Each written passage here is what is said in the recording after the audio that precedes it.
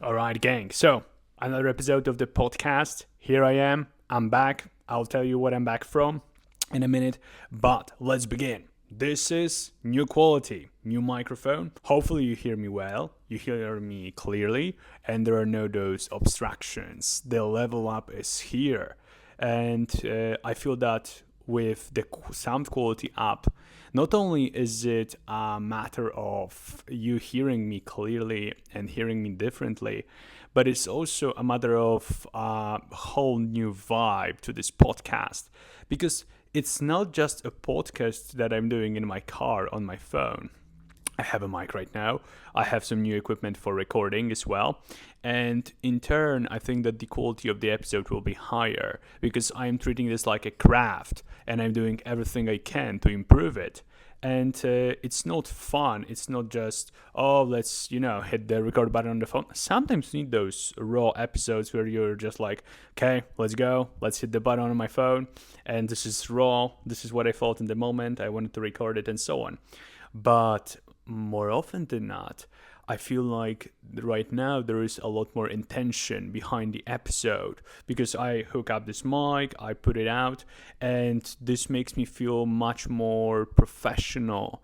And we'll discuss why feeling is the secret to everything later in this podcast, where I will give you my whole story and so on. So hopefully you hear me really, really well. I'm in love with this microphone. Maybe not in love, but I really enjoy using it.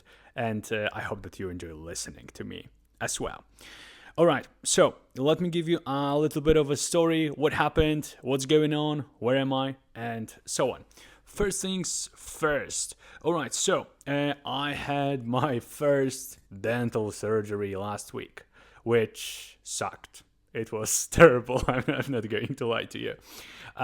So I remember I try to go to the dentist quite regularly, at least once a year, to get a checkup. You need to take care of your health, right?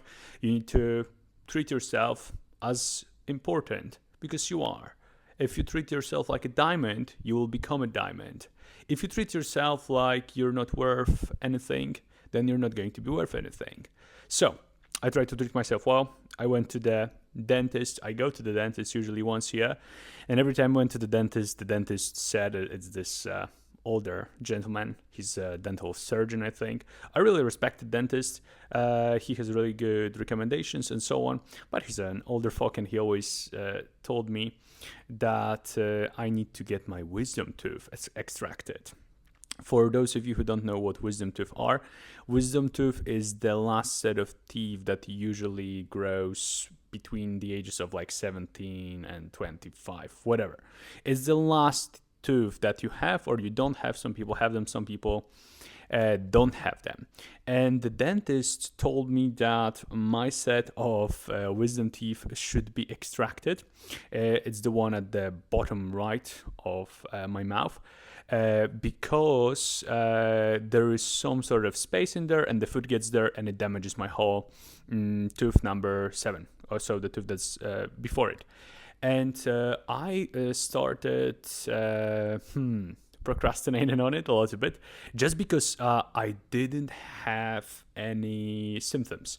So because if I had symptoms, if there was some pain or there was some infection or something like that, I would probably do it immediately. That's how you know that sometimes worse situations are better because they just put you into action mode so much quicker.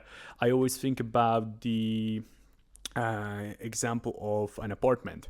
If you have an apartment and you're sort of okay with it, meaning you don't love it, it's not in a neighborhood that you like so much, but it's okay, there is nothing wrong with it.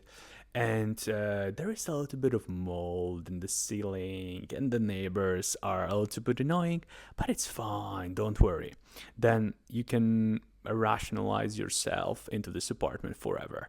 But if you went into the apartment and there are cockroaches on the floor, guess what?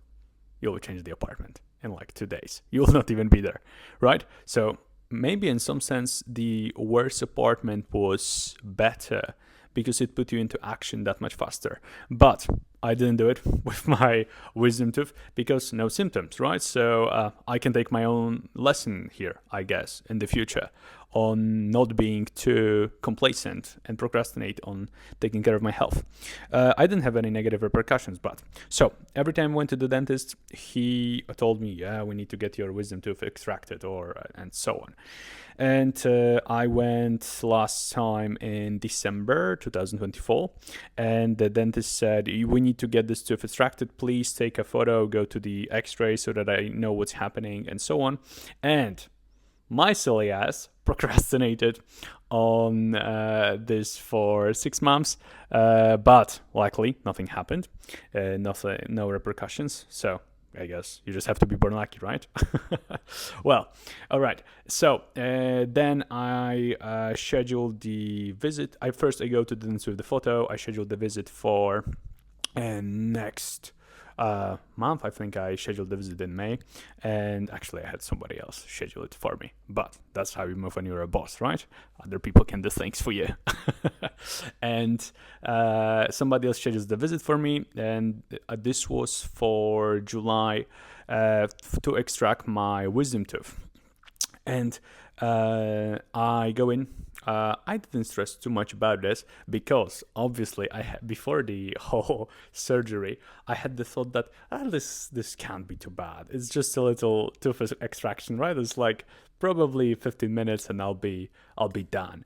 And I walk into the doctor's office, and first of all, the doctor gives me like a little pep talk that it's not going to hurt and that it's going to be fine and that it's going to be all right, and that this isn't something really, really serious, but there will be consequences. I will probably feel much worse and so on. Basically, I didn't think I would feel that much worse after having my wisdom tooth extracted. But it turned out that my wisdom tooth was not like other wisdom teeth, I guess, that people have, because usually they have them outside, so it's really easy to extract them and take them out. Mine was hidden in the skin in my mouth, so the doctor had to cut my basically part of my mouth open, then cut the tooth into pieces so that he can take the top of the tooth, and then like try really hard to take out the parts of the tooth that are joined into my body. The operation felt fine because I had a numbing agent, some really strong painkiller. I didn't feel my mouth at all. I swear to you, this guy was like wrestling with my mouth. He was putting, luckily I had this cover on my face, but he was like, he was going strong to like extract this stuff. He was actually fighting with it. My chin felt like I was in a boxing match with Mike Tyson, because it was like moving left and right. Not a perfect experience. Although I can tell you this one funny anecdote. Because when I was lying there, I remember telling a week earlier to my private community, I talked to them about Gladiator, the movie, and in the movie The Gladiator, there is the opening scene of The Gladiator is really interestingly done, because they zoom in on this little bird. And it's a beautiful bird, and you see it pecking in the ground, and then they zoom out, and when they zoom out, what you see is this horrible battlefield where they are cutting people's hands off and stabbing people with swords and killing each other, and there's dirt all around. And the lesson I took from this was that there is always an element that you can zoom in on. Even in the toughest, hardest situations, there's always something that you can look at, and there's always an element of beauty in every disaster. So when I was lying on the table, the doctor, I suppose the dentist, to make me feel better and to make the whole operation feel smooth, he played those old songs that I love listening to. So he played Lady in Red from Chris Debra, and like old, like 60s, 70s songs that I usually listen to in my car. And And yeah, I remember just like zooming in. This was my bird that I zoomed in on, while this guy was just basically doing renovation in my mouth. I was listening to Chris DeBoer and Lady in Red. Yeah, and I was zooming in on that, but it actually helped me.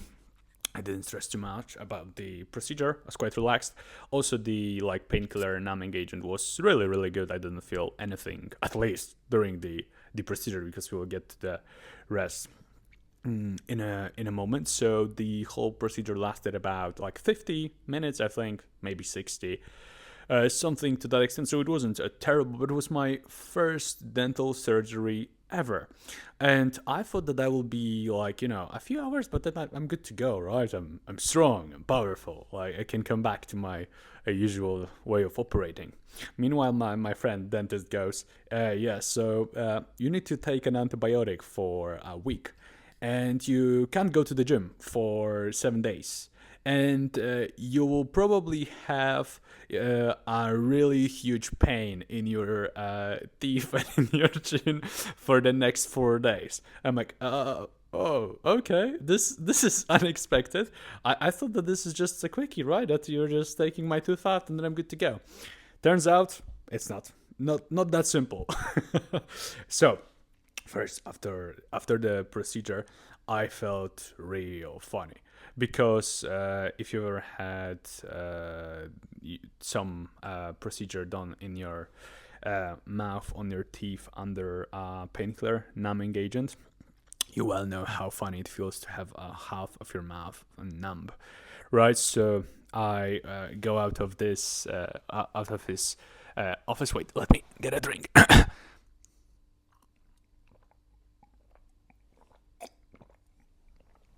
I go out of his office, right? Then she told me, go to the pharmacy. You need to buy the antibiotics so that you don't have any infections and so on, because there can be really rough things happening in your mouth. So I went to the pharmacy. I felt, by the way, like somebody hit me in the head really hard, or I hit myself in the head really hard. But I go to the pharmacy. I have to do some sign language conversation with the with the cashier because I can't really speak. So what happens is I have to explain to her that he gave me this prescription and that I want to pick it up, and that I need this also because I need it. So with antibiotic, I took a probiotic, I took some painkillers, I took some cold compress on my cheek, and so on. All the things that he recommended me to do. And what happened was, after that, I come back home. By the way, I felt like, I felt beat. And I come back home, and I feel just terrible. I feel like something happened inside my mouth. Well, obviously it did, but the problem was not that something happened in my mouth. Maybe it was a little bit of the expectations that I had. That was just, that it's just a quick operation. What turns out it wasn't. It wasn't at all. And then, so the whole day after that, basically I felt beat. I didn't feel like myself. And here we get, so this is my story part, and I want to continue a little bit with you, because I want to teach you today about first, 2 lessons that I learned from this experience. And second, I will give you my blueprint on how to recover after a setback, or after like some event that makes it hard for you to come back. And I will give you a step-by-step, like I usually do, on how to come back to being yourself after a harder experience, right? And how to actually get a hang of it, because it's not that long after the operation. And you hear me, I'm already recording for you. I'm already fired up. I already have a new set of energy that we can attack my goals with. So I can attack my goals with, but you're going with me, so yeah. All right, so I just want to give you the mental state that happens. So usually I'm a really driven individual. I'm somebody who spends most of my day doing things that are productive, that are usually hard, that challenge me, and that develop my skills, my abilities, and my competencies. And I take a lot of pride in that. This is my identity. I'm someone who can work hard on hard projects and get amazing results from them, right? So this is my state of mind, usually day to day. But unfortunately, what happened after I came back from the dental surgery was, I think I gave in a little bit to the like negative feelings. Maybe I subscribed to opinions of other people a little bit, or maybe I just needed some time off. Maybe I needed to recover, and I don't have to be pushing all the time. Sometimes you just need to recharge, right? You need to get your battery back. But yeah, the last couple of days, what I've really been doing is just I, you know, struggled mentally, I guess, and physically as well. The pain, especially the first 2 days, was really hard. Eating anything or opening my mouth caused pain and headaches, and I had to take this antibiotic, and basically my whole routine was killed. I couldn't follow it. I had to adapt and do a little bit of a different thing, at least for a moment, I guess. And so two things that I want to teach you, because so the first day is of course a blur, right? I felt terrible after I came back. I couldn't do anything, and I thought that it was going to get better quicker, but like the symptoms, the real symptoms, didn't actually start till day 2. So like the first day after the operation, and what happened was I was so, well, like my head was a balloon. I have photos, not going to show you these photos. You will only see nice photos on my Instagram, obviously. But my head looked like a balloon, like a total, half of my head looked like a balloon. The other half looked normally, but my right side, I looked like an orc from Lord of the Rings. I swear. Yeah, this is the, if you Google an orc from Lord of the Rings, this is how it looks like. And what happened was, I thought that it was going to get better quickly, but that first day after the operation, like, oh my god, Jesus, this is not what was supposed to happen. Come on, doc. I thought that I was going to be okay, but I wasn't. And I woke up in the morning feeling really, really something that I don't enjoy, something that I would rather eliminate. Maybe not eliminate, but I don't think it's a thing that I want to feel, which was self-pity. I feel like, oh, I'm so poor. I had this operation and so on, and now I have to sit here and relax, I guess, right? What a bad situation to be in. Wait, let me get some drink.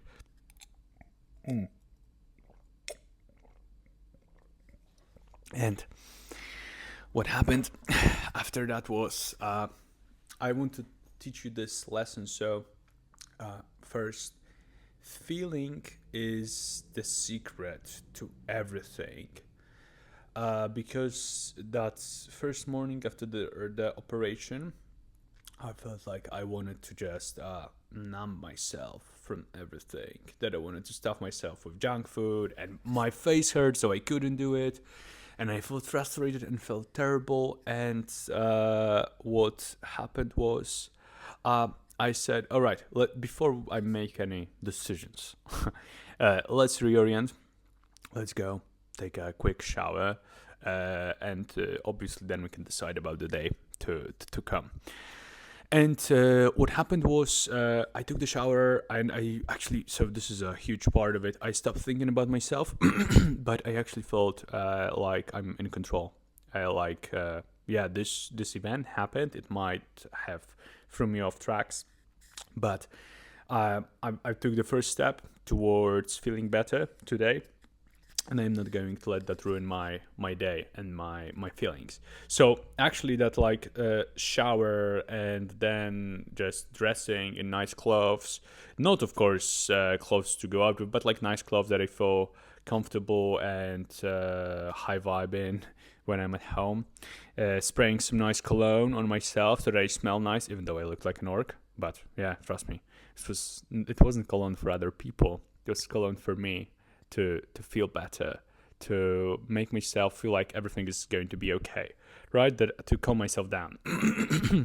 And this was the first lesson. So take care of how you feel. because I took care of how I feel, and it enabled me to use the day not productively like always. I couldn't record, for example. I couldn't really have any business meetings or stuff like that. But what happened was I was able to do some productive things. Like, for example, I uploaded some videos for you that I recorded earlier and edited them as well. Wait, let me get some more drinks. This stays in, by the way. Stay hydrated, right? You need to. Yeah. I started feeling much better after that. And when you take care of how you feel, usually you can take care of your actions. If you feel great, your actions will be great. If you feel terrible, your actions will be terrible. So if you can find actions that make you feel better, it's a cheat code. That's how your actions can become a lot better. Just like start feeling like the type of person who does the things that you want to do, and then all of a sudden you will do the things, right? So feelings, and then you can do the actions. And then another lesson in this is the greatness in small things, because that shower that I had and the whole like taking care of myself, even though I didn't look presentable, this made me feel still great. Like, I'm the type of person who can have a crisis, something bad happened to me, and I can still take control of my environment and of myself in a nice way. It was a really good feeling, and it enabled me to basically tackle that whole recovery thing with a fresh head, with a fresh start. And this is what I want you to remember. There is a lot of greatness in small things. How you do the small things is how you do the big things. How you do anything is how you do everything. Right? So you need to take care of yourself like a really expensive vehicle, really expensive car. You need to take care of all the parts of you. And when you do that, you can perform at your highest. All right? And you think differently. Your whole behavior is different. You become a different person. And so greatness in small things. Now, how to recover after a setback. First of all, let's get into the actionable step, what I did and so on. So the first day after the operation was a little bit of a stretch. I didn't feel ideal, but like that morning routine, that shower actually helped me, and it enabled me to take that day with a good mindset. And what I did after, okay, how to recover after a setback, step by step. Well, first of all, what we need to do is set a low expectation for the whole recovery process. So if you had a huge negative event, or like something that you had a health event like I did, just don't expect yourself to be yourself. Don't expect to be the same level of intensity as you normally are. Just set it as an expectation, right? So you get, all right, I probably will not be the same type of, go-getter that I am usually. I will still be ambitious, and I will still do some things, but like I will probably not be at 100% for a few days. And just by giving yourself that permission, by allowing yourself to do that, you don't have that wrestling internally of, oh, maybe I should do something, or maybe I shouldn't do something, or maybe I should do this, or maybe I should do that. No, just realize that it's not always a journey upwards. Sometimes you're going down, but like your trajectory is still upwards. You just have a moment of a little bit of going down. So step one, set the expectations low. Second one, and this is where you can actually enjoy yourself, where you can have a moment of relaxation that you usually don't have. And for me, this was watching a few stand-up specials that I've been putting off. and just laughing my ass off, laughing a lot, and having fun watching some Joe Rogan's new special and Chris Rock's special from 2018 and Bill Burr's special, just watching some comedy, right? So, but enjoying yourself. I also didn't try to stay on my sharp diet that I usually am on. Just enjoying some food, not going crazy. Don't get me wrong. You don't destroy your whole physique, but like you can have some. I had some nice mac and cheese that I usually can't have because of the calorie count. That I usually don't want to have even because how it makes me feel. I had some nice spaghetti. I had some ice cream and so on. So just pouring into yourself. So first low expectations, then you pour into yourself. Third one, do the things that don't require you to push but keep you at maintenance. So for me, for example, I knew that there was going to be some sort of visual impairment of my face. And what I did was I decided to record a video earlier, but while I was lying and couldn't do much, I didn't even want to go out because I thought that I would scare some children if I go out of my house. Likely. That didn't happen, luckily. But I was able to edit those videos. I was able to put some short content out on my Instagram. I was able to think about where I want to take my business, and I was able to think about where like life in the longer term, I guess, not just day-to-day stuff, but where do I want to be in 10, 15 years and so on. I felt like Batman in the cave in Dark Knight Returns. I don't know if you've seen the movie, but like he's in this cave and he's like preparing for coming back and taking his city from Bane. Great movie, loved it. The Christian Bale is the best Batman. Don't even try to debate this. No, just stop. Stop. No, not worth it. Not worth debating. Well, but I did those things, and then a few days passed, and today I'm back. But the way I came back, so this would be step number 4, is I set that low expectation, and then I also approach my tasks today really realistically. I know that I am not the same intensity and ability that I was before, at least for a couple of days. But what I do is I will break down the tasks into easier, smaller part that I can reliably finish. This is the same as if you were, let's say, running and you were running regularly every day for, let's say, 3 months, and then you have 3 weeks of break, and you ran let's say you ran 5 kilometers in, I have no idea how long it takes to run 5, so let's say you run a kilometer in 10 minutes. I don't know whether that's good or not. I don't like running. But you ran 1 kilometer in 9 minutes or in 10 minutes at the end, when 3 months of running every day, and then after 3 weeks of break because you had an injury, you come back. Do you think you're going to do the same? Obviously, no, because you need to adjust, right? You're not the same level. You're not the same fitness level as you used to be. You will come back, right? But like for a moment, just chill, just relax, just approach it on a lower level.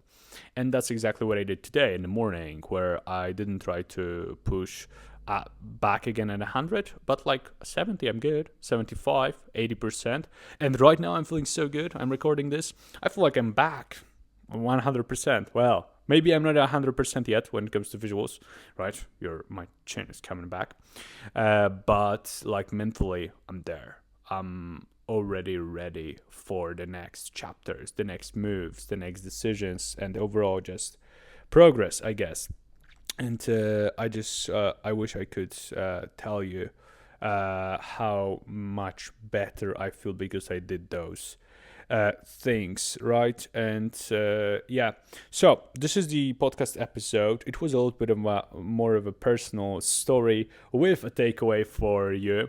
And so never underestimate dental surgeries like I did, and then use that framework. So remember, feeling is the secret. Feel like the person that you want to be and be the person that you want to be. There is greatness in small things. These are the lessons from today. And also how to recover after a setback with 4 steps.